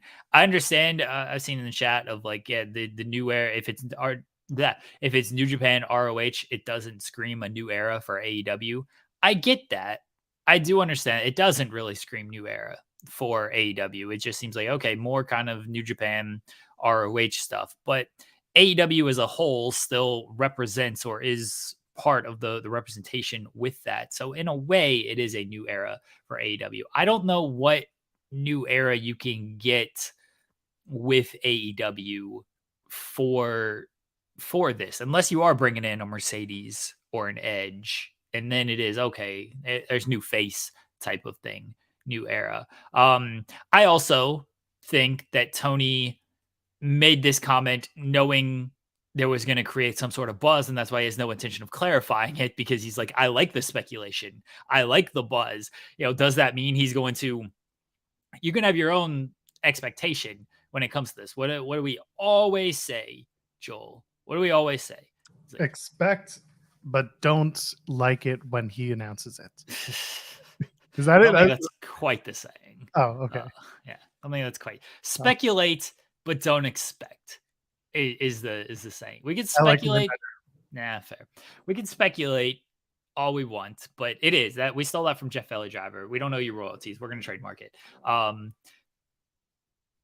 Because you put it more succinct than we did when I was saying it. Yeah, speculate, don't expect. I don't have my expectations too high. I've seen people do the expectations of Max deal is coming.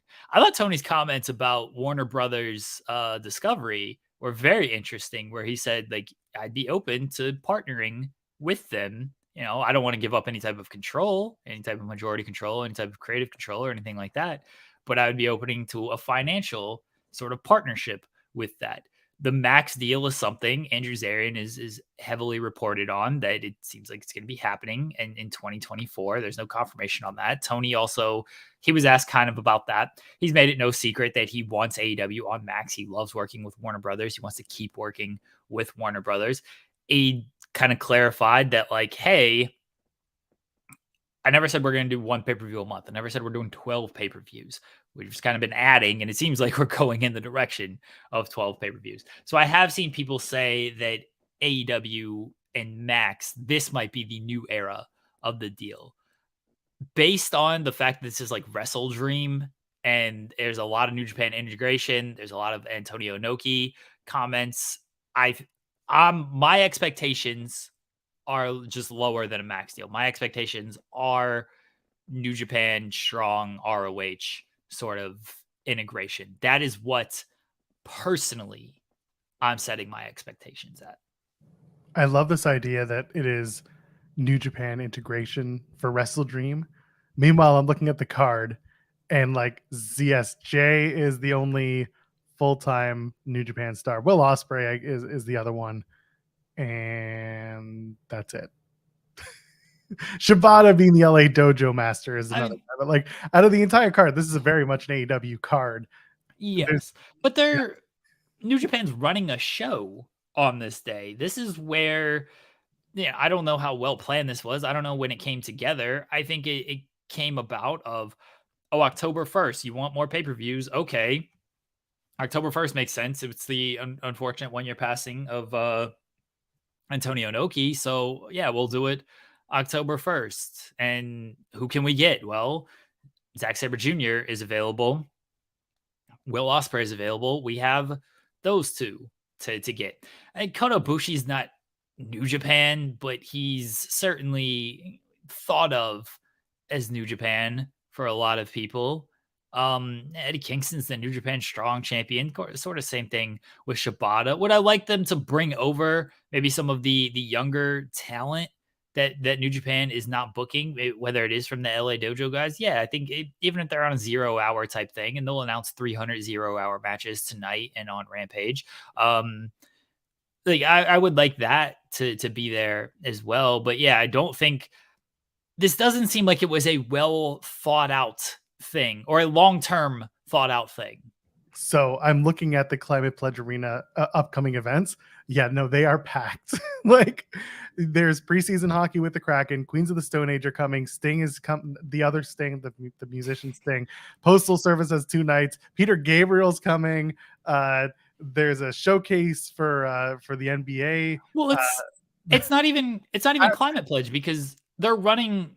That just is circumstantial because that's where they're running on Saturday, right? Isn't Collision at Climate Pledge as well? Yeah, it is. But I'm saying, like, if their plan was to always do Seattle or to do Pacific Northwest, like this is the only venue that makes the most sense for this particular show. Because I don't even think they planned it with the idea of like this is going to be a huge pay-per-view event because it's a new pay-per-view. It's not a tent pole. It's not All Out. It's not Full Gear. Full Gear is the next like big show that they're getting ready for.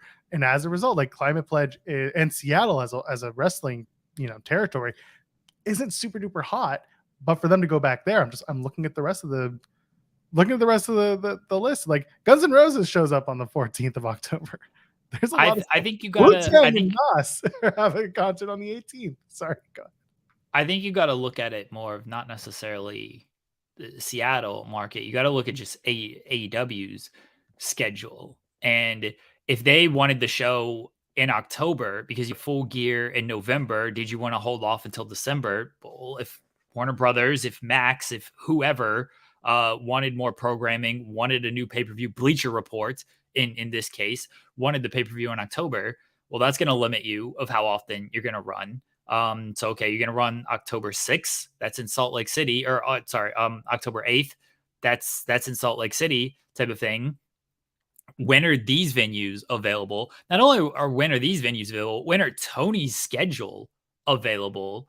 Because the Jags are playing every Sunday. He's missing the Jags game in London this week to be part of AEW. Like there's just a lot that feels like it came together very quickly and they are doing the best with what they can. Some of it is missed on television. Look, the card, I'm not going to knock the card at all. It's a very good card. I know it's going to be a great show because all of these guys are great wrestlers.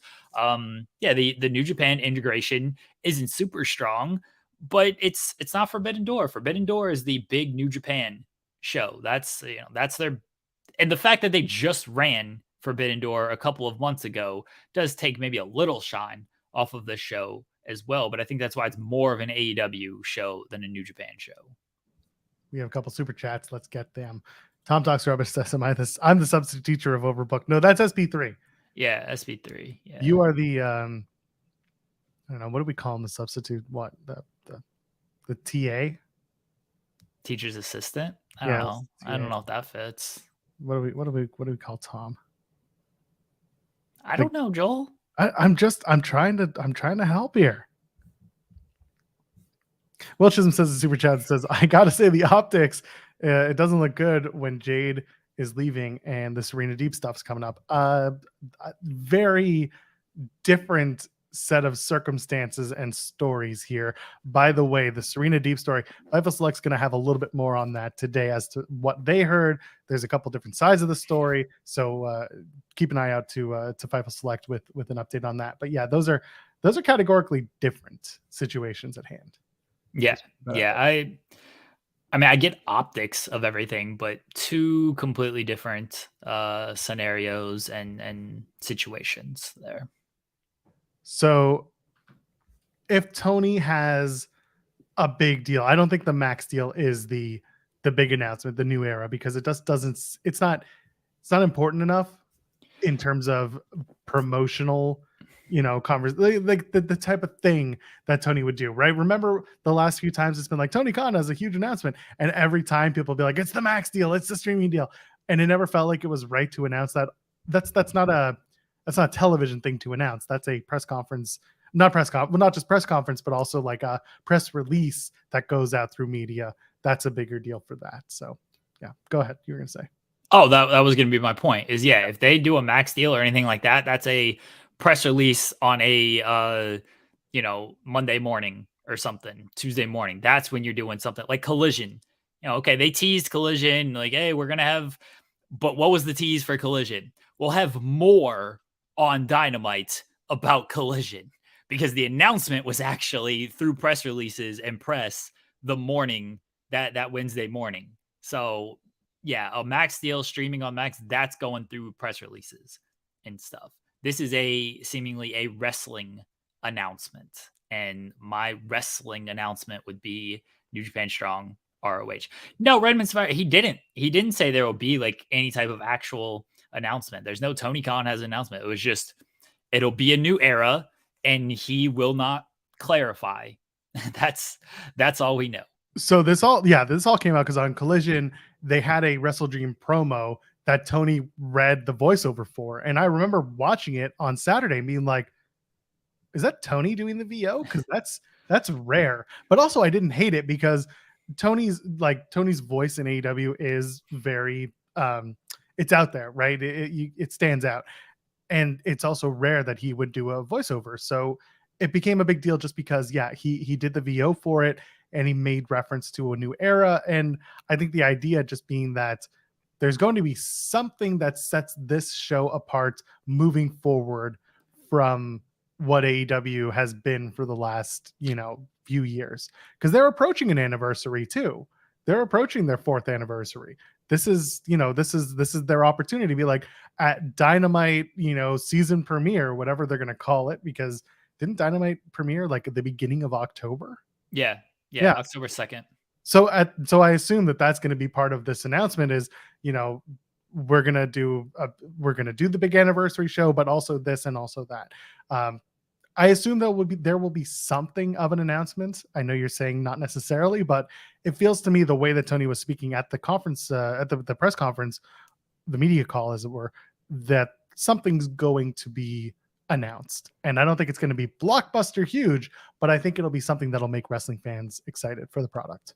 No, I do agree that something is going to be announced. I was addressing Redmond Survivor. He had not said there is an actual announcement. It like you said, it all started from kind of the new era comment, and then people took that how they took it. The internet runs wild, and then Tony didn't, pour water on it. Tony instead fanned it a little bit. And it was like, yeah, I'm not going to clarify, like run wild with speculation and stuff. And he seemed very sure. He even made the comment. Here, I'll get the exact comment. I transcribed all the entire Tony Khan media call yesterday, at least a good chunk of it. So his actual comments on it, he debunked the speculation, and he just said, where are we at here? Without completely spilling the beans of everything we're working on, I really do think it is going to be the start of a new era and what we're doing in AEW, and I'm very excited about that. He has also said there are dots you can connect in wrestling, and there are things I'm very excited. He's excited about a lot of stuff. Excited about what we've been doing. I've made bold proclamations. Here's the quote I wanted to really kind of pull.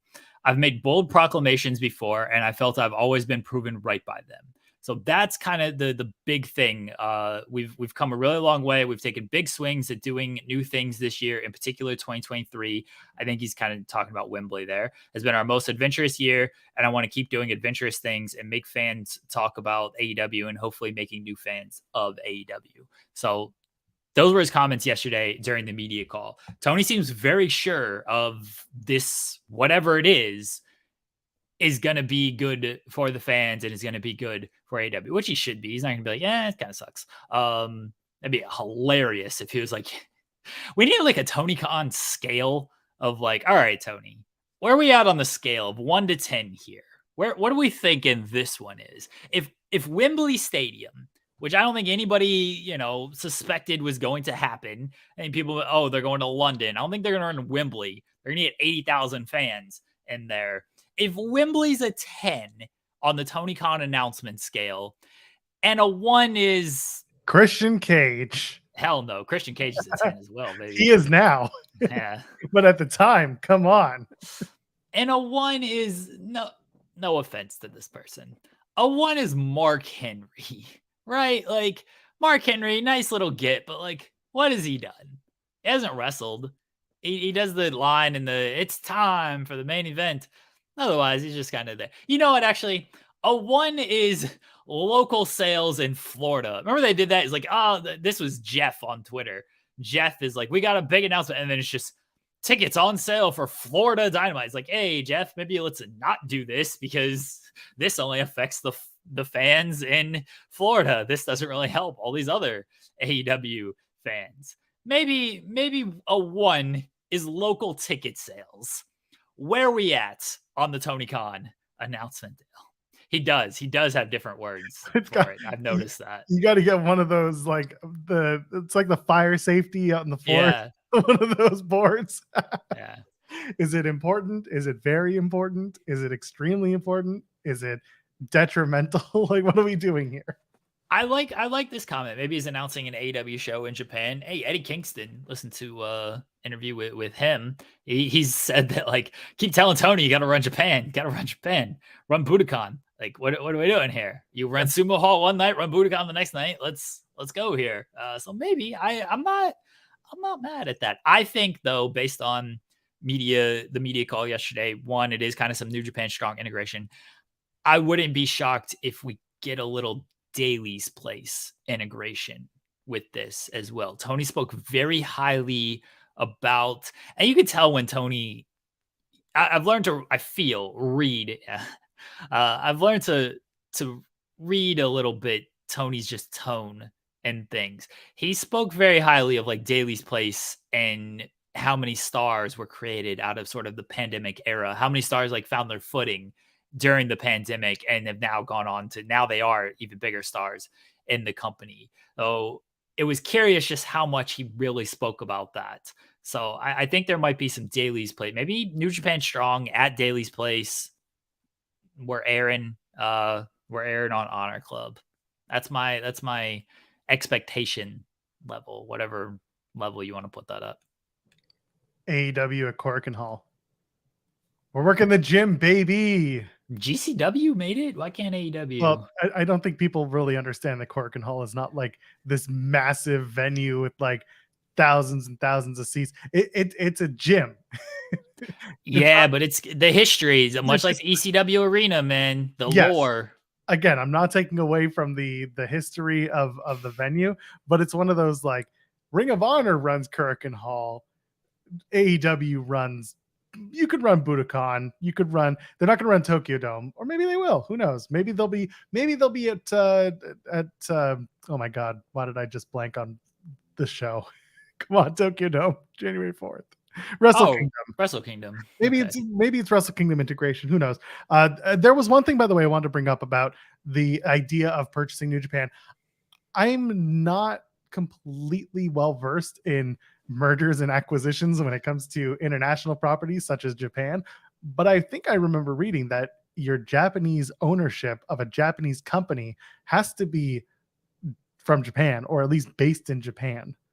Bushi Road owns the company. They do. By the way, is like Bushi Road selling it? Because it's not just, hey, New Japan, Gato ain't making this decision. No. To sell the company. This has got to be like a Bushi Road type of thing. Yeah, I think I didn't even know those things started. Like it kind of came across and I was just like, this seems stupid. I've not seen this from anybody reputable, but this is what happens on the internet, right? One person kind of starts it. Hey, a person told me that this, and this, and then people just run wild. Even if people are like, this is dumb, this isn't happening, you get enough people to be like, oh, this is big. And then people just run wild with it. This is how things work on the internet.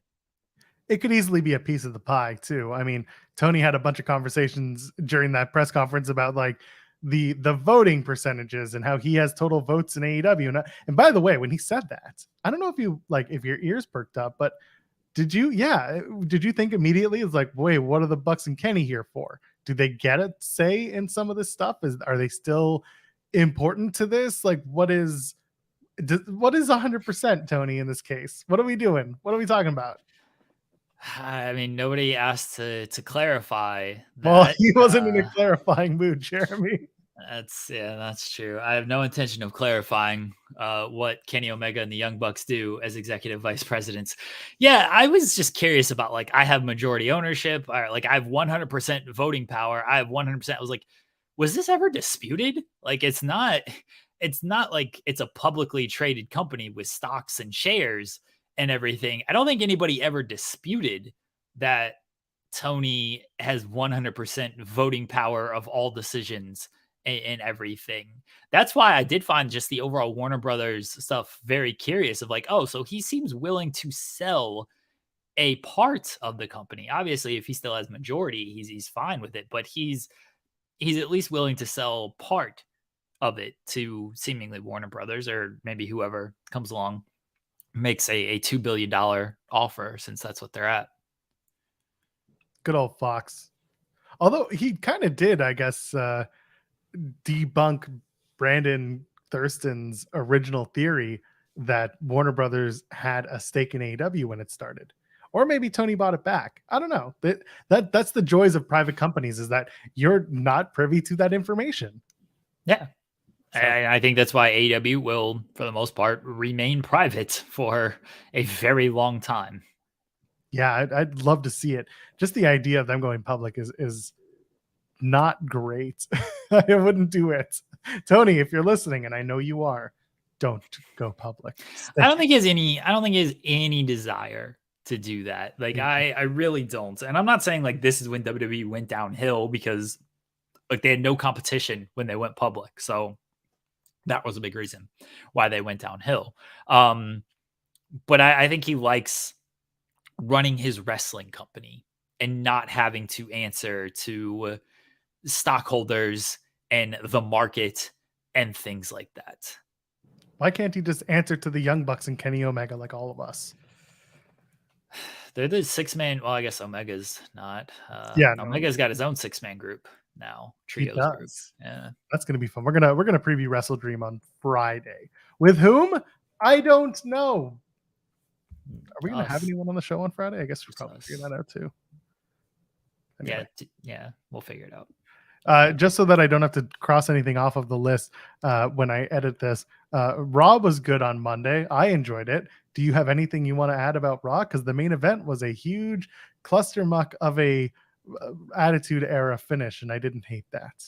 No, I liked the main event. I like the big brawl to close the show. Everything. I did really enjoy that segment. I'm trying to think of what else happened on Raw. I'm sure there was fine stuff. My Dom and Dragon Lee, baby. Awful. Yeah. My memory is awful, but no, Raw was a fairly enjoyable show. There wasn't nothing bad on it. It was one of those nights where, like, I think I was tired and I was like, oh my God, we're only we're only starting hour 3. But also the show was it was solid. There was some good stuff on Raw. I enjoyed it. There was there was good through threads throughout the night, and I never want to see JD McDonough on my screen again. Very fair. That's right. Anyway, so that was Raw. Look at us, we did it. What do we want to? We should probably do AEW Dynamite. Do you want to do the Tony Khan thing? We have a tremendous show tonight. AEW Dynamite. It's the last stop, the last Dynamite stop before AEW Wrestle Dream. AEW Wrestle Dream, a new pay-per-view that we are introducing to the world, kicking off a new era for AEW this Sunday at AEW Wrestle Dream, October 1st on Bleacher Report. But before we get to AEW Wrestle Dream, it'll be AEW Dynamite tonight, September 27th, from the First Bank Center in Broomfield, Colorado, just outside Denver, Colorado, home of the 2022 Stanley Cup champion Colorado Avalanche, airing live on TBS at 8 p.m. Eastern. We have a great show for everybody. Darby Allin and Christian Cage, who will face each other this Sunday at Wrestle Dream. They're going to sit down with Jim Ross, the new AEW TNT champion. Christian Cage and Darby Allin will speak ahead of their big clash at AEW Wrestle Dream. Penta El Zero Miedo, Matt Jackson, Orange Cassidy, and Austin Gunn, 4 of the biggest stars in AEW. They're going to meet in a 4-way match to preview the 4-way match that they have, the 4-way tag team match at Wrestle Dream, when the Lucha Brothers, the Young Bucks, Orange Cassidy and Hook, and the Guns face in a fatal 4-way match this Sunday at AEW Wrestle Dream, and the winner gets an AEW tag team title match anytime they want. 4 of the best tag teams in AEW history, 4 of the biggest star tag teams in AEW right now. The Lucha Brothers, the Young Bucks, Orange Hook, and the Guns. The preview match between Penta El Zaramedo, Matt Jackson, Orange Cassidy, and Austin Gunn tonight on AEW Dynamite. Before she challenges for the AEW TBS Championship this Sunday at AEW Wrestle Dream, Julia Hart is going to face the Owen Hart Women's Memorial Cup Tournament winner, Willow Nightingale, in singles competition. MJF and Adam Cole will appear on the show tonight. We're going to address Adam Cole's injury status tonight.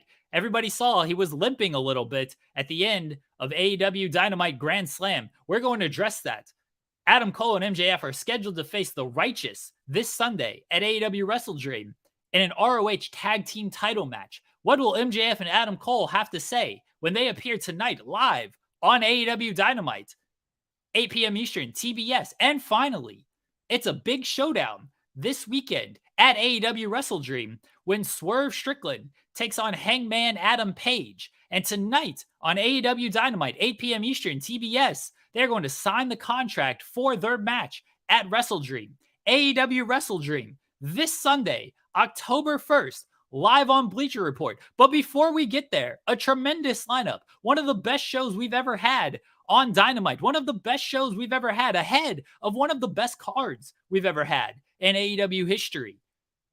Tonight, AEW Dynamite, 8 p.m. Eastern, TBS. Tune in. And tune in this Sunday, everybody, to AEW Wrestle Dream, October 1st. It's going to be a tremendous show as AEW kicks off a new era for wrestling fans.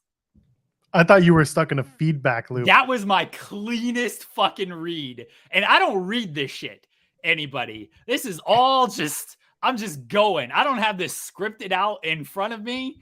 I'm just going. That was my cleanest right there. Oh, I just got a text. That. I just got a text from the anonymous ITW general manager saying, I'm going to lose it if he says AEW Wrestle Dream again. Oh, I killed that. Oh, I'm very proud of myself. Yeah, get your super chats in and leave a thumbs up for that whole whatever that was. Oh, shit. AI Tony Khan is one of my best bits. It's honestly amazing. Amazing. I remember when I've been doing this Tony Khan bit for a very long time, and over time it's just transformed to AI Tony Khan. When Tony did that promo from Jacksonville where he had the sunglasses on next to Shivani and shit, and he did that was the con man promo. There's only one con man in the business of wrestling. I transcribed that and I sent that to Sean, and he's like, oh, this is really good. He thought that was me doing that read. I was like, no, this was actually what Tony said. This is what Tony said. He's like, oh shit. But he thought I was just doing the Tony Khan impression. Amazing. That's amazing. I've been doing this impression way too long. Way too long. Oh man. Did you mention the contract signing? The Elite and Mokul Embassy will be banned from ringside. I didn't. That was my fault. Did you miss the Christian Cage and Darby Allin sit down? No, I had that. Okay. I had that. I think you got that. What's Jim Ross going to tell Christian? Is Jim Ross going to ask Christian about fatherhood? I hope Christian's like, Jim, you're a father. I don't know where he goes. You know what? Christian's going to be like, Jim, I hear you had a father, and your father, when you acted up, used to give you a bag of puppies and a hammer. What? Have you not heard this story? No. It's in JR's book. I can't read. It was fair. That is the role that you play here. The story, by the way, trigger warning, animal abuse. Don't, if you're done now, you're done. JR was supposed to watch over some puppies at his home, his childhood home. And the story was that he looked away. One of the dogs got pregnant and they couldn't keep the dogs. So his dad punished him by giving him the puppies in a bag with a hammer. It's some sociopathic shit. Absolutely not. It's in the book. I am not speaking out of school. It's in the damn book, and it's disgusting. So if Christian Cage talks about that, I will be, whoo. No, Anyway. don't need that at all. Absolutely not. I don't know why we're doing the 4-man tag match. I get it. There's going to be a 4-man tag. Like it's a preview. I just think that's always been a bit lazy to me, having the tag teams do a 4-way match. Are they going to have the other ones do a match on Collision or on Rampage? Hopefully. That's probably it. Yeah, it's going to be. You got to build momentum, Joel. Hook, Colton, Nick, and Ray Phoenix, but it's going to be a 4-way match for the International Championship instead. Well, that kind of, maybe it doesn't give away the winner. It feels like Phoenix would win that. Colton Gunn, new AEW International. I'm for it. The Guns rule. I'm for it. Too. Yeah, it was messed up, by the way, Jeff Valley Driver. The story is very messed up. But yeah, I don't know. Those 4-way tags, or those 4-way matches going into 4-way tags, it's always a thing. And then Willow and Julia, that was supposed to happen on Collision, and then they changed it to Kiera Hogan. So whatever happened there, I guess they didn't want to beat Willow ahead of Julia making the challenge to Chris. Why? Julia's probably going to beat Willow tonight. I know, but that's what kind of makes it weird, is that maybe they do a non-finish, or maybe Chris Statlander makes a save or something. I don't know. Maybe we're reading too much into it, and Willow legitimately wasn't cleared for something. And yeah, it's possible. And she just couldn't get clearance on that day. Who knows what it was? And now she's okay. Because that's all it was, right? Like Tony said, she just wasn't cleared. We don't know why. Could just be she made the save and everything, but maybe she just wasn't cleared enough to wrestle, and now she's fine. We'll see. Either way, it's gonna be an interesting episode of Dynamite going into Wrestle Dreams. So I'm looking forward to that. We can get out of here a little early for a change, right? I think we've given ourselves that opportunity. It wasn't travel issues. She was on Collision. Yeah, she was on the show. Yeah, she was on the show. She got spray painted or whatever the gimmick she uses. That's the Outcast. They do the spray paint. Oh, okay. Well, she got hit with something with the spray from Julia Hart. I think it was mist. Julia doesn't mist though. She doesn't like blow the mist. Maybe she does now. No, hold on. Now we got to go back and find out. In the name of accuracy, the show will now run its full time for 2 hours. Okay. With Willow, it says Willow was injured, which, could really mean anything. Yeah. Okay. So blah, blah, blah. Where's Willow coming down? Oh, okay. Let me find this. Where is the Willow bit here? Oh, did I miss it? She came down. She got Sky Blue. Oh, Sky Blue made the save. Did Willow not show up at all on Collision? Didn't show up. Nigel informed us that Julia Hart attacked Willow Nightingale earlier this afternoon, and Willow could not compete tonight. So instead, Kiera Hogan came out to defend her friend Willow. Oh, Sky Blue came down. I thought it was Willow that came out. And clearly, she does mist. She does do the mist. I forgot all of this. Oh, she did spit in her face. All right. Well, everybody, my memory sucks. No one listened to me. I mean, I'll listen to you because if nothing else, you give a very entertaining Tony Khan AI bot. All right. Yeah. Willow saved Sky on Rampage. Oh, okay. That's where my confusion was. It all ran together for me. Stop doing so many shows. I think that's the real lesson here. Yeah. Less wrestling. Yeah. Fewer wrestling hours and more ITW hours as long as we get paid for it. Yeah. Yeah. Less wrestling, everybody. That's what we're going for. You know how Ian Riccaboni's like watch your wrestling or love your wrestling, whatever. Ours is just going to be stop watching the wrestling. That's our new sign. Don't watch any wrestling. Don't watch the wrestling. Jeremy, plug the stuff. Let's get on out of here. Don't follow me on Twitter because I don't want you to follow me on Twitter. If you do want to follow me on Twitter, get ready for a lot of tweets, X's, post about the 2022 Stanley Cup champion Colorado Avalanche and the 2024 NBA champion Oklahoma City Thunder, because it is officially more or less close to it. Hockey and basketball season, and I care a lot more about them than wrestling. The Ducks started last night. That was preseason, though. Yeah, everything's preseason. Yeah, everything's preseason until you win. Yeah, who cares? And then the Sens are back. They have a new owner. Huh? I'm Actual Pearl JULPEARL. We'll be back on Friday, 10 a.m. Eastern. Ladies and gentlemen, friends beyond the binary, we'll see you in the next one. Go check out Fightful Overbook, drop a thumbs up, and do the things, okay? We love you. We'll see you next time.